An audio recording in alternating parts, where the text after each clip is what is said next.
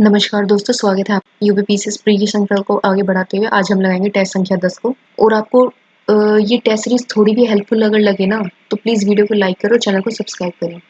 तो हम शुरू करते हैं आज की प्रश्न संख्या 1 से। निम्नलिखित कथनों पर विचार कीजिए। भारत न्यायपालिका, कार्यपालिका और विधायिका से पृथक स्वतंत्र निकाय है। बिल्कुल सही बात है ये। वैध तरीके से विवाद का समाधान न्यायपालिका का मूल सिद्धांत है। बिल्कुल सही। न्यायपालिका का प्राथमिक कार्य न्याय प्रदान करना है। ये भी सही, यानी कि तीनों ऑप्शन सही हैं। आगे बढ़ते हैं। प्रश्न संख्या 2 में दिया है, वर्ष 1773 में रेगुलेटिंग एक्ट के तहत कलकत्ता में सर्वोच्च न्यायालय की स्थापना की गई थी। 1774 में की गई थी। ओके, रेगुलेटिंग एक्ट 1773 की। पहले जज कौन थे हमारे? पहले इन पे। सही बात है। उच्च न्यायालय की स्थापना भारतीय उच्च न्यायालय अधिनियम 1861 के तहत की गई थी। तो ये ऑप्शन हमारा गलती हो गया। और कहाँ कहाँ पर की गई थी ये स्थापना हमारी? कलकत्ता, मद्रास और बॉम्बे में स्थापित किए गए थे कोर्ट, मतलब कि हाई कोर्ट। और सुप्रीम कोर्ट हमारा सर्वप्रथम कब स्थापित किया गया था? ये किया गया था हमारा 28 जनवरी 1950 को सुप्रीम कोर्ट हुआ था हमारा पहले स्थापित। ओके, तो इसका होगा ओनली 1 करेक्ट। आगे बढ़ते हैं। प्रश्न संख्या 3 में दिया है, भारत की न्याय प्रणाली के संदर्भ में निम्नलिखित कथनों पर विचार कीजिए। यह देश के लिए वैधानिक कानून का निर्माण करती है। नहीं, कानून का निर्माण करने वाली हमारी संसद है, ये उसको व्याख्या करती है और उसको पालन एक तरीके से करवाती है। इसमें सर्वोच्च न्यायालय एकीकृत पदानुक्रम में शीर्ष पर है। तो भाई ये वाला सही है, तो इसमें ऑप्शन नंबर सी करेक्ट हो जाएगा। आगे बढ़ते हैं। प्रश्न संख्या 4 में देखते हैं क्या लिखा है। इंग्लैंड में संवैधानिक प्रणाली संसदीय संप्रभुता की अवधारणा पर आधारित है। ओके, सही बात है। भारत में संसदीय संप्रभुता निरपेक्ष है। तो भाई निरपेक्ष नहीं है भाई भारत की। आप एक बात तो बताओ, जब कोई कानून बनता है संसद द्वारा तो क्या उसको चैलेंज नहीं किया जा सकता सुप्रीम कोर्ट में जाके? तो भाई किया जा सकता है, उसकी संवैधानिक जांच भी हो सकती है, बट सर्वोपरि हमारा संविधान है। ओके, तो इसमें हो गया ओनली ए करेक्ट, यानी कि ऑप्शन नंबर डी। 5 में न्यायिक सक्रियता के संदर्भ में निम्नलिखित कथनों पर विचार कीजिए। यह नागरिकों के अधिकारों की रक्षा में न्यायपालिका की सक्रिय भूमिका को प्रदर्शित करती है। सही बात। इसकी अवधारणा मूल रूप से भारत में उत्पन्न और विकसित हुई है। नहीं, न्यायिक सक्रियता का जो हमारा सिद्धांत है, ये जो भी अवधारणा है, ये हमारी यूएसए से ली गई थी। ओके, इंडिया वालों को अपना काफी कमी है। तो ऑप्शन नंबर सी करेक्ट। भाई प्रश्न संख्या 6 में दिया है, भारत में न्यायिक समीक्षा की शक्ति संविधान के माध्यम से केवल सर्वोच्च न्यायालय में निहित है। नहीं भाई, सर्वोच्च न्यायालय प्लस हाई कोर्ट यानी कि उच्च न्यायालय दोनों में निहित है। और दूसरा पॉइंट दिया है, भारत के सर्वोच्च न्यायालय में न्यायिक समीक्षा शक्ति को संविधान के मूल ढांचे में स्पष्ट किया है। ये बात सही है, तो इसका आंसर होगा ए असत्य आर सत्य। आगे बढ़ते हैं। 7वें में दिया गया है, भारत का संविधान विश्व का सबसे बड़ा लिखित संविधान है। बिल्कुल सही बात है भाई। ये भारत का सर्वोच्च न्यायालय भारतीय संविधान के व्याख्याकार के रूप में कार्य करता है। ये भी सही है, इसमें दोनों करेक्ट है। आगे बढ़ते हैं। भारतीय संविधान के भाग 3 में मौलिक अधिकारों को सुनिश्चित किया गया है। तो भाई बिल्कुल सही बात है, भारतीय न्यायपालिका लोगों के अधिकारों और स्वतंत्रता के संरक्षक के रूप में कार्य करती है। ये भी सही है। सबसे बड़ी संरक्षणकर्ता हमारी न्यायालय ही है। जनहित याचिका PIL, पिछली वीडियो में मैंने आपको बताया था, भगवती चरण जी करके थे, उनके वे जनक कहे जाते हैं जनहित याचिका के। इस शब्द की उत्पत्ति अमेरिकी न्यायशास्त्र से हुई। सही बात है भाई। यह एक अतिरिक्त न्यायिक उपाय है जो लोगों को अपने अधिकार को प्राप्त करने में सहायता करती है। यह न्यायिक सक्रियता का एक भाग है जो न्यायिक प्रक्रिया के अधिक लोकतांत्रिक बनाती है। क्यों बनाती है? क्योंकि जो पीड़ित होता है उसकी साइड से भी कोई उसका पक्ष रखने के लिए कोर्ट में पेश हो सकता है जनहित याचिका के थ्रू। तो इसके तीनों ऑप्शन सही है। आगे बढ़ते हैं। प्रश्न संख्या 10 में लिया है, सूची 1 को सूची 2 से मिलान करना है। अध्याय 1 में किसका जिक्र है? इसमें भाग 5 के संदर्भ में सूची 1 को सूची 2 से मिलान करना है। अध्याय 1 में आएगी हमारी कार्यपालिका यानी कि 2, और अध्याय 2 में आएगी हमारी संसद यानी कि फर्स्ट। अध्याय 3 में आएगी हमारी राष्ट्रपति की विधायी शक्तियां यानी कि 2, और आखिरी में बचा 4, इसमें संघीय न्यायपालिका आएगी यानी 4 1 2 3। कौन से ऑप्शन में है? Option number C. आगे बढ़ते हैं। भारत के सर्वोच्च न्यायालय के संदर्भ में निम्नलिखित कथनों पर विचार कीजिए। इसे भारत सरकार अधिनियम 1935 के अंतर्गत स्थापित भारत में संघीय न्यायालय के उत्तराधिकारी के रूप में जाना जाता है। ओके, तो बात तो भाई सही है हमारी। ये 28 जनवरी 1952 को इसकी पहली आधिकारिक बैठक हुई थी। तो भाई हमारी इसकी आधिकारिक बैठक हुई थी 1950 में हुई थी। ओके, और भारत का पहला सर्वोच्च न्यायालय कहाँ स्थापित किया गया था? दिल्ली में। ओके, तो इसका होगा ओनली वन करेक्ट। इसमें देख लेते हैं सूची 1 को सूची 2 से मिलान करना है, तो मूल क्षेत्राधिकार हमारे आते हैं भाई 131 में, यानी कि ऑप्शन नंबर 3। अपीलीय क्षेत्राधिकार आता है हमारा 133 में, यानी कि 4। और सलाहकार क्षेत्राधिकार आता है हमारा 143 में, सॉरी यहाँ 143 में दूसरा ऑप्शन हो जाएगा। और अंतर्निहित क्षेत्राधिकार आएगा हमारा 136 में, यानी कि ऑप्शन नंबर 1। किसमें है? 3421। 3421 का है हमारा ऑप्शन नंबर डी। अगला है क्वेश्चन नंबर 13 में क्या है? राज्य न्यायपालिका को भारत के संविधान के अनुच्छेद 214 से 231 के अंतर्गत सम्मिलित किया गया। सही बात है भाई। ये भारतीय संविधान के अनुसार 2 या 2 से अधिक राज्यों के लिए एक उच्च न्यायालय हो सकता है। ये भी बात सही है। ठीक है, कौन से आर्टिकल के तहत होता है भाई? ये होता है आर्टिकल 231 के तहत। तो इसमें दोनों सही है हमारे। तो भाई अधीनस्थ न्यायालयों के बारे में बताना है। 233 से 37 के अंतर्गत संवैधानिक स्थिति प्राप्त है। सही है। संबंधित राज्य का विधानमंडल जिला न्यायाधीशों की नियुक्ति करता है। भाई नहीं, राज्यपाल करता है। ओके, और जो इसके नीचे के जो जजेस होते हैं उनकी नियुक्ति कौन करते हैं? राज्यपाल, लोक सेवा आयोग के सहायता से। ओके, दूसरा इनकरेक्ट हो गया, ओनली वन करेक्ट। 15 में जो सुमेलित नहीं है वो बताना है। राज्य के लिए उच्च न्यायालय 214 में सही है ये। उच्च न्यायालय का विलेख के रूप में कार्य करना 215 और सुप्रीम कोर्ट का था 129 में। ओके, उच्च न्यायालयों का गठन 216 में, ये भी सही है। सर्वोच्च न्यायालय संबंधित कुछ प्रावधानों को उच्च न्यायालयों पर लागू होना, भाई ये 217 में। भाई ये है 218 में। ओके, तो ये वाला ऑप्शन होगा इसका करेक्ट। आगे बढ़ते हैं 16। भारत संविधान में भारत के सर्वोच्च न्यायालय की परिकल्पना किस रूप में की गई है? तो देखते हैं भाई, रूप देख लेते हैं। एक संघीय न्यायालय सही। भारत में अपील के लिए सर्वोच्च न्यायालय बिल्कुल सही। भारत में संविधान का संरक्षक है सुप्रीम कोर्ट, वो भी सही।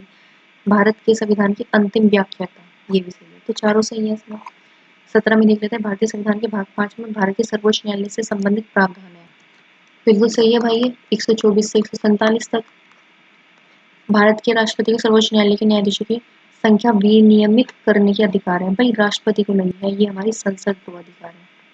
ओके, इनकरेक्ट हो, यानी कि ऑप्शन नंबर 1 सही है। निम्नलिखित कथनों पर विचार कीजिए। मूल रूप से सर्वोच्च न्यायालय में न्यायाधीशों की कुल संख्या 8 निर्धारित थी। तो भाई बात तो सही है, एक मुख्य न्यायाधीश, बाकी 7 अन्य सदस्य। वर्तमान में सर्वोच्च न्यायालय कुल संख्या 34 है, ये भी सही है। तो दोनों सही हो गए इसमें। निम्नलिखित कथनों पर विचार कीजिए। भारतीय मुख्य न्यायाधीश की नियुक्ति संसद द्वारा की जाती है।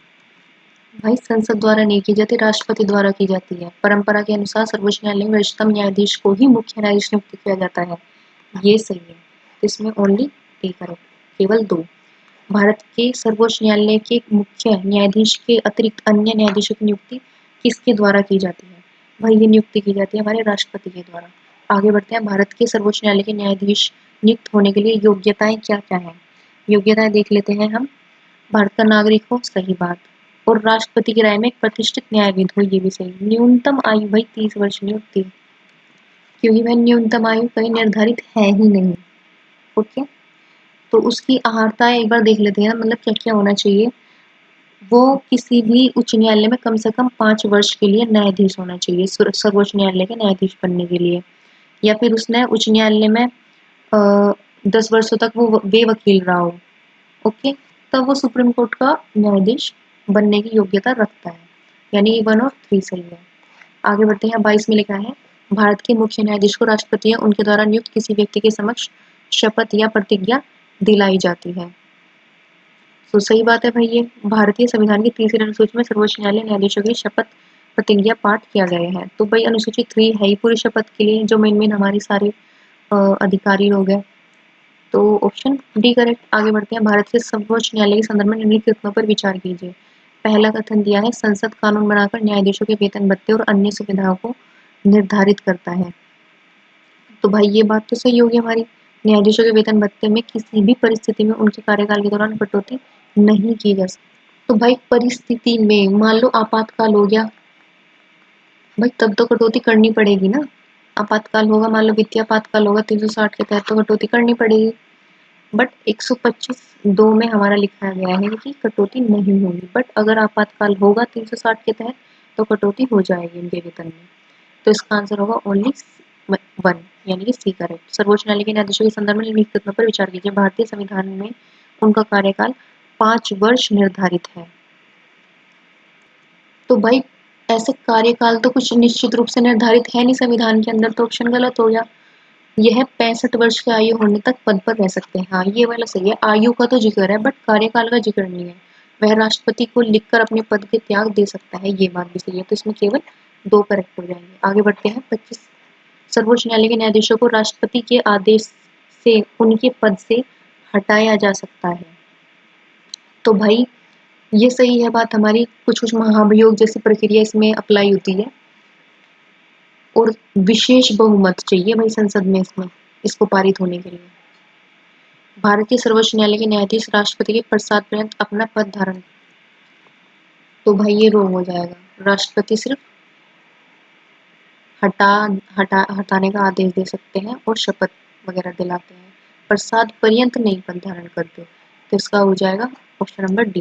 तो भाई 26 में दिया है सुप्रीम कोर्ट के जजों को पद से हटाने की प्रक्रिया के संदर्भ में कथन बताने हैं। तो पहला कथन है इसमें, इस हेतु निष्कासन प्रस्ताव केवल लोकसभा में प्रस्तुत किया जाता है। नहीं, इस हेतु स्वीकृत प्रस्ताव को संसद के दोनों सदनों द्वारा साधारण बहुमत से, नहीं भाई ऊपर बताया था ना आपको विशेष बहुमत से, 2/3 वाला विशेष बहुमत से पारित। तो दोनों इनकरेक्ट हो गए, बी हो जाएगा।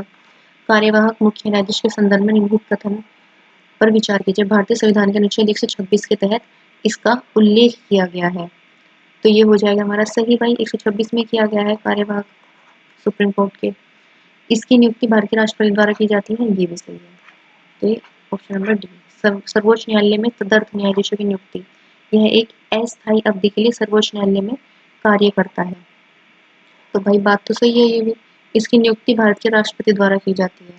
और तदर्थ न्यायाधीश हमारे आते किस में है, ये आते हैं हमारे आर्टिकल 127 के तहत। जो हमारे सुप्रीम कोर्ट के मुख्य न्यायाधीश होते हैं ना, मुख्य न्यायाधीश, मुख्य जज, वे हमारे तदर्थ न्यायाधीश को अपॉइंट करते हैं, ना कि राष्ट्रपति। तो ऑप्शन नंबर 2 इनकरेक्ट, तो यानी कि सी सही हो जाएगा। 29 में देख लेते हैं, अनुच्छेद 128 के तहत भारत के मुख्य न्यायाधीश की शर्त के तहत सेवानिवृत्त न्यायाधीश को सर्वोच्च न्यायालय का न्यायाधीश नियुक्त कर सकते हैं। तो भाई ये कर सकते हैं राष्ट्रपति और संबंधित न्यायाधीश की सहमति से। ओके, ध्यान रखेंगे इस बात को। अगला पढ़ते हैं। 30 में लिखा है, सर्वोच्च न्यायालय की कार्यप्रणाली के संदर्भ में निम्नलिखित कथनों पर विचार कीजिए। इसमें दिया है, सर्वोच्च न्यायालय द्वारा दिए गए सभी फैसले बहुमत से होते हैं, बिल्कुल सही। सर्वोच्च न्यायालय द्वारा अपने निर्णय खुली अदालत में सुनाए जाते हैं, ये भी सही है। निम्नलिखित में से किस संदर्भ में भारत के सर्वोच्च न्यायालय की मूल अधिकारिता है?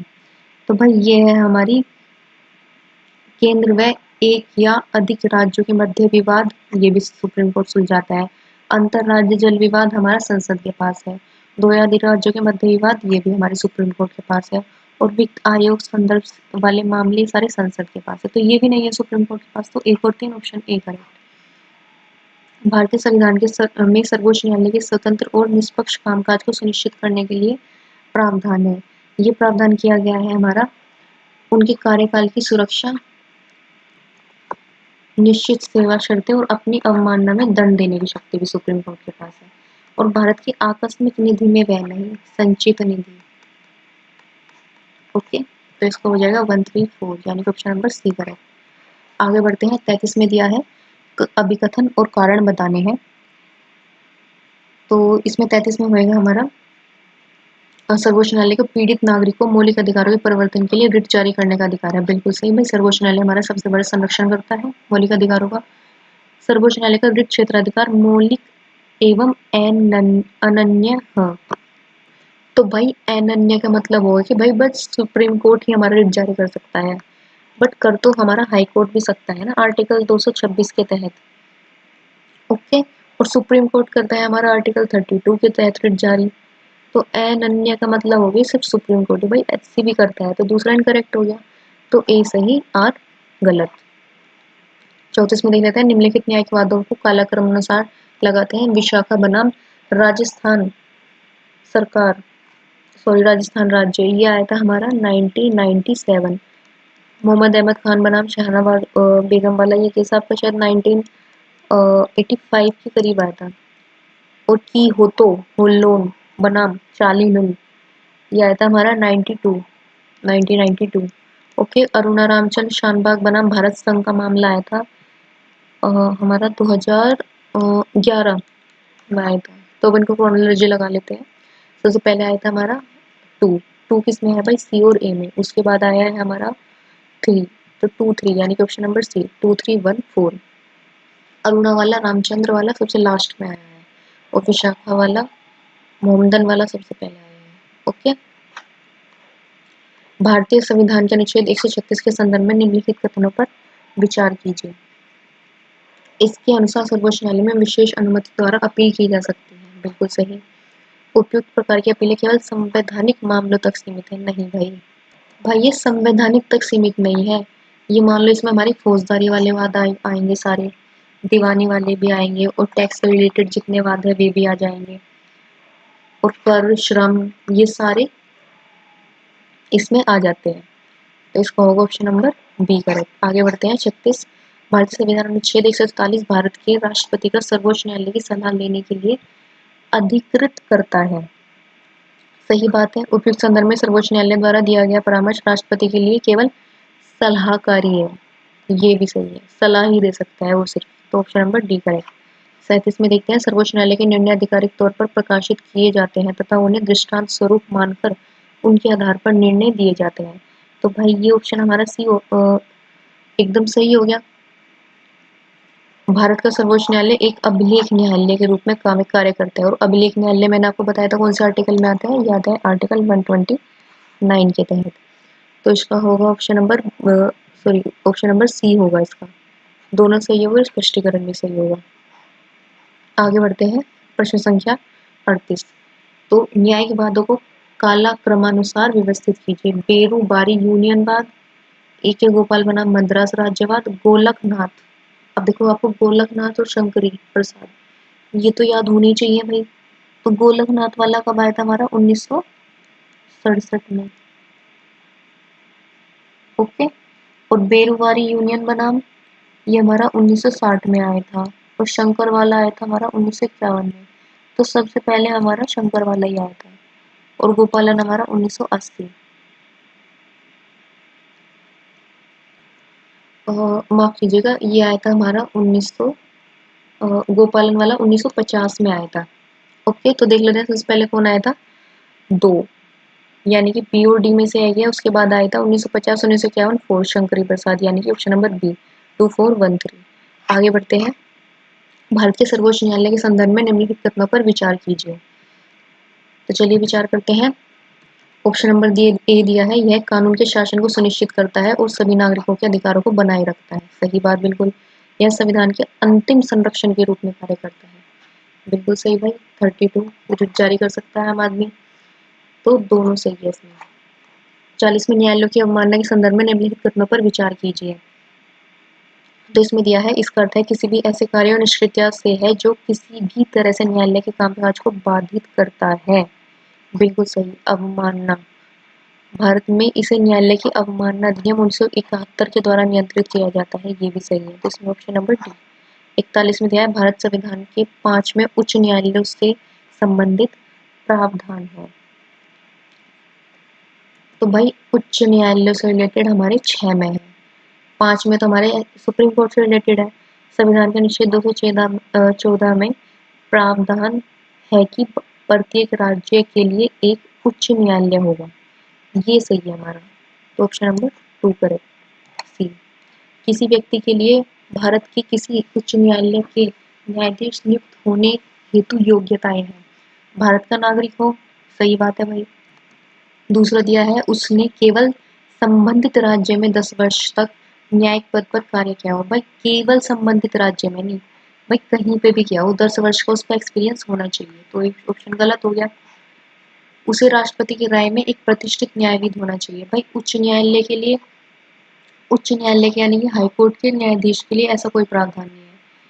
वो सर्वोच्च न्यायालय के न्यायाधीश के लिए है। तो इसका होगा ऑप्शन नंबर बी, केवल एक कथन सही है। भारतीय संविधान के अनुसार उच्च न्यायालय के न्यायाधीश कितने वर्ष की अवस्था तक अपने पद पर बने रह सकते हैं? यह है 62 वर्ष। उच्च न्यायालय की कोई न्यायाधीश किसको संबोधित अपने हस्ताक्षर सहित पत्र द्वारा अपने पद को त्याग पत्र दे सकता है? ये दे सकता है भाई हमारे भारत के राष्ट्रपति को, हाई कोर्ट के न्यायाधीश।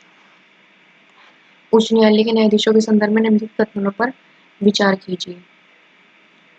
तो भाई पहला देख लेते हैं, वे भारत के राष्ट्रपति के समक्ष संविधान की 30 अनुसूची में निर्धारित प्रारूप के अनुसार शपथ लेते हैं।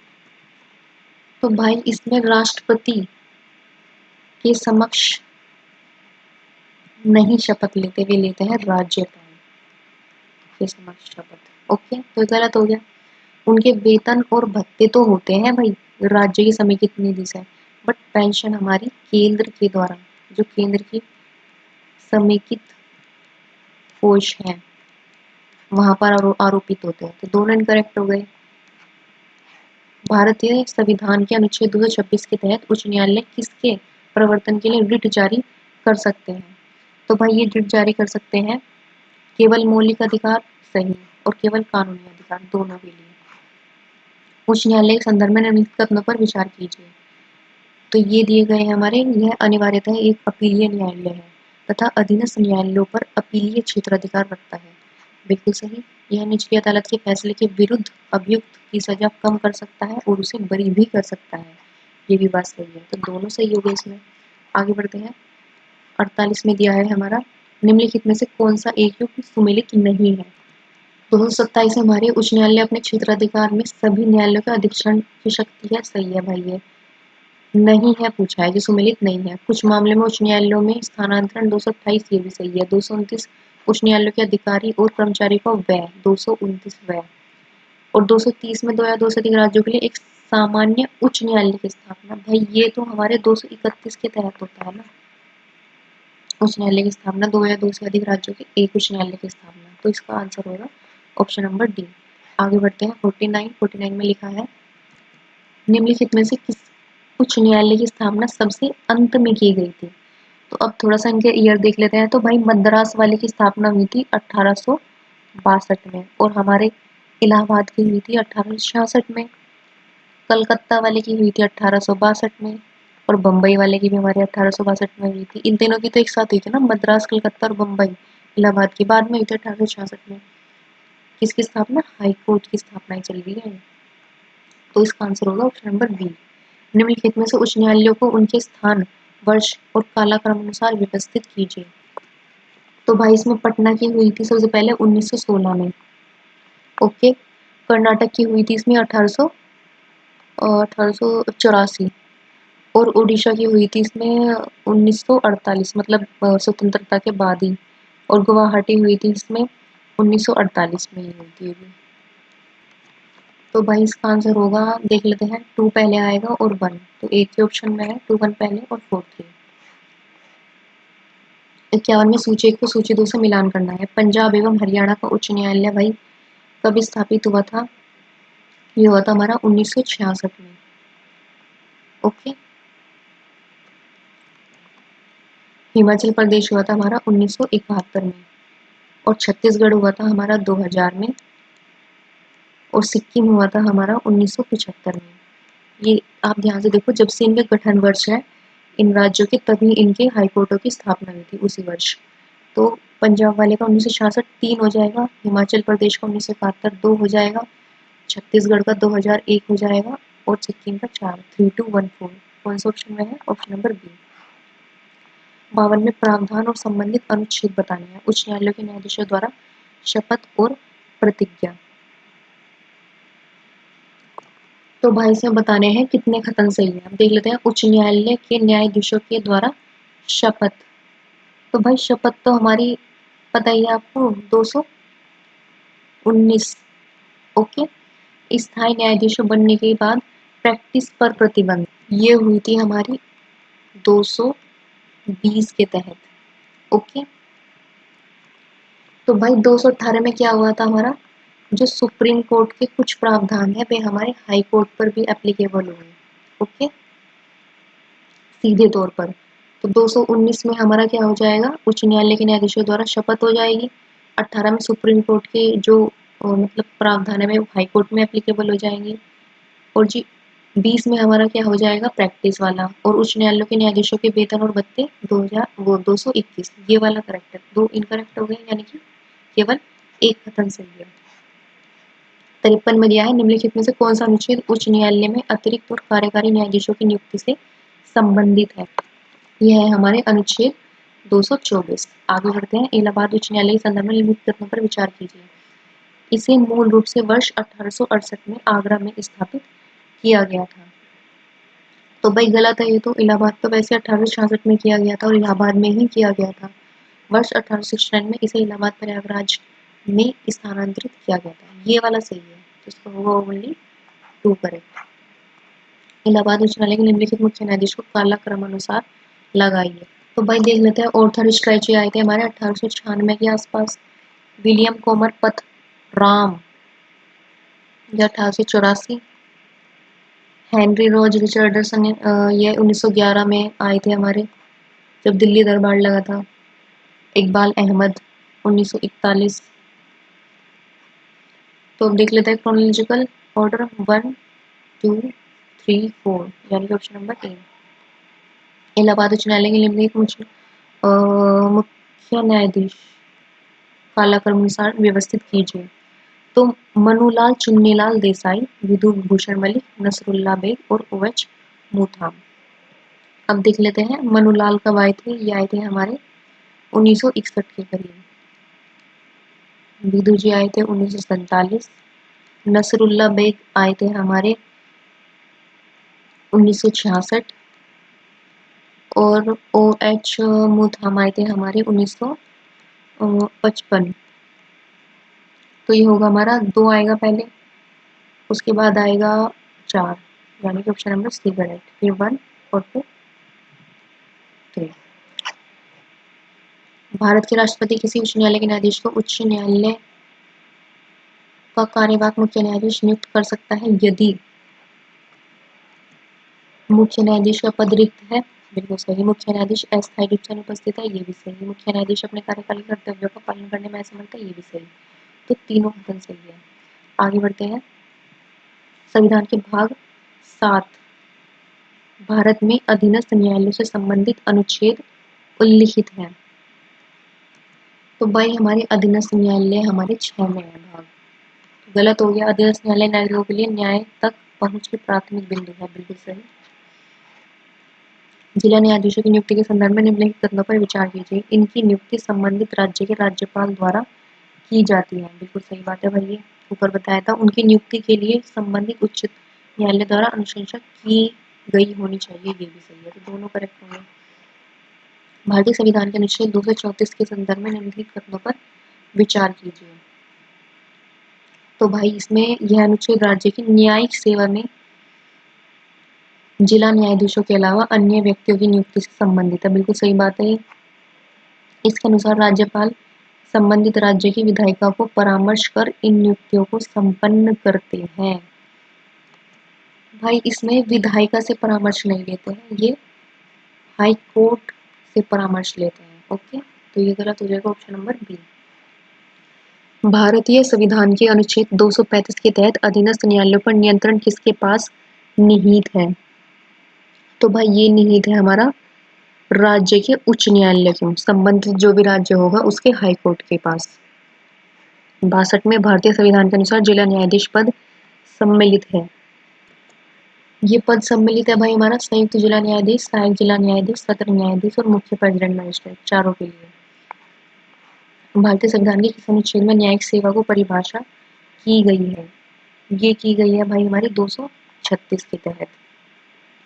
आगे बढ़ते हैं। संघीय न्यायपालिका सूची 1 को सूची 2 से मिलान करना है। सर्वोच्च न्यायालय की स्थापना किस अनुच्छेद के तहत की गई है। ये की गई है हमारी अनुच्छेद 124। न्यायाधीशों के वेतन ये 125। तदर्थ न्यायाधीश हुआ था हमारा 127 और कार्यवाहक 126। तो कौन हो जाएगी इसमें हमारे 3 1 2 और 4। कौन से ऑप्शन में है 3 1 2 4। Option number A. अनुच्छेद 128 सर्वोच्च न्यायालय की बैठक यानी कि 4, 129 अभिलेख न्यायालय यानी कि 3, 130 स्थान हो जाएगा सर्वोच्च न्यायालय का यानी कि 2 और 131 सर्वोच्च न्यायालय के अधिकारक क्षेत्र यानी कि 1 यानी कि 4321। Option number B. संविधान के किस अनुच्छेद में आपराधिक मामलों में संबंध में सर्वोच्च न्यायालय के अपीलीय क्षेत्राधिकार का उल्लेख है? अपीलीय क्षेत्राधिकार, तो भाई ये है हमारा अनुच्छेद 134 में है। भारतीय संविधान के संदर्भ में निम्नलिखित युग्मों पर विचार कीजिए। तो युग्म देख लेते हैं। सर्वोच्च न्यायालय के अधिकारक क्षेत्र का विस्तार अनुच्छेद 137 और दूसरा दिया है सर्वोच्च न्यायालय की सहायक शक्ति अनुच्छेद 138। तो भाई अधिकारक क्षेत्र हमारा 138 में है ना कि 137 में, गलत।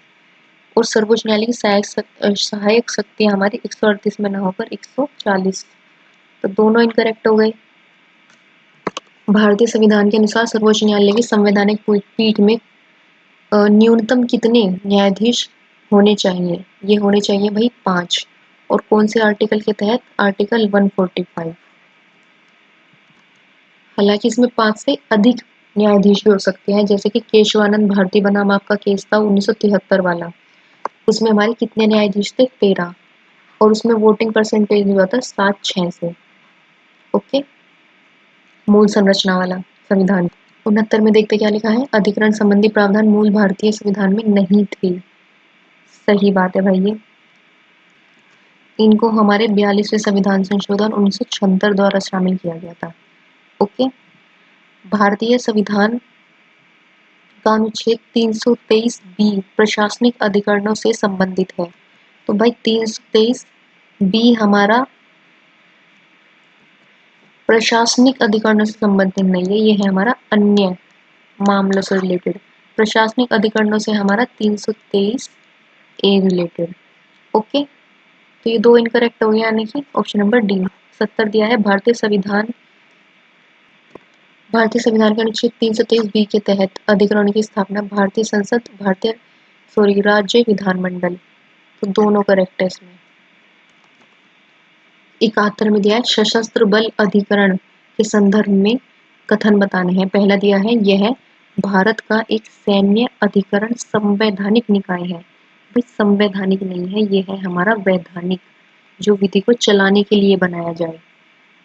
ओके, इसकी स्थापना सशस्त्र बल अधिनियम 2007 के तहत की गई, ये सही है हमारा, यानी कि ऑप्शन नंबर सी करेक्ट। आगे बढ़ते हैं। 72 राष्ट्रीय हरित अधिकरण के संदर्भ में निम्नलिखित कथनों पर विचार कीजिए। इसकी स्थापना सन 2008 में एक सांविधिक निकाय के रूप में की गई थी। भाई सांविधिक निकाय के रूप में तो की गई थी, बट 2010 में की गई थी। ओके, तो ये गलत हो गया। इसकी चार क्षेत्रीय पीठें भोपाल, पुणे, कोलकाता और चेन्नई में स्थापित है, ये बात सही है, तो ऑप्शन नंबर ए करेक्ट। ग्राम न्यायालयों के संदर्भ में निम्नलिखित कथनों पर विचार कीजिए। तो विचार कर लेते हैं। इन्हीं ग्राम न्यायालय अधिनियम 2008 के तहत स्थापित किया गया था, तो भाई ये बात तो सही है। और इसमें शायद से अनुच्छेद 3(1) के तहत किया गया था। ये न्यायालय सिविल प्रक्रिया संहिता 1908 में भारतीय साक्ष्य अधिनियम 1872 के अनुसरण करने के लिए बाध्य है, तो भाई ये रॉन्ग हो जाएगा, कोई बाध्य नहीं है। तीसरा है इन्हें केवल निर्धारित दीवानी के सामान्य मामलों में सुनवाई करने के लिए कुछ शक्तियां और अधिकार प्रदान किए गए नहीं, भाई इनको फुल अधिकार प्रदान है। ये राज्य सरकारों द्वारा जो हमारी पंचायत है उनके जो निकट पंचायतें वगैरह होती हैं उनमें ये ग्राम न्यायालय स्थापित किए गए हैं, ताकि लोगों को शहर दूर ना जाना पड़े अपने केसेस के लिए, भाई उनका निपटारण पास ही हो जाए। तो इसका होगा ओनली 1 करेक्ट, यानी कि ऑप्शन नंबर डी। 74 में दिया है निम्नलिखित में से किस वर्ष पारिवारिक न्यायालय की अधिनियम लागू किया गया था? यो किया गया था हमारा 1984। अब देख लेते हैं निम्नलिखित में से कितने व्यक्ति भारत के मुख्य न्यायाधीश रहे हैं? एम पंतजलि शास्त्री, ये भी रहे हैं। मेहर चंद महाजन, भुवनेश्वर प्रसाद सिन्हा और कैलाश नाथ वांचू, ये भी हमारे रहे हैं। तो इसका आंसर हो जाएगा सभी चारों।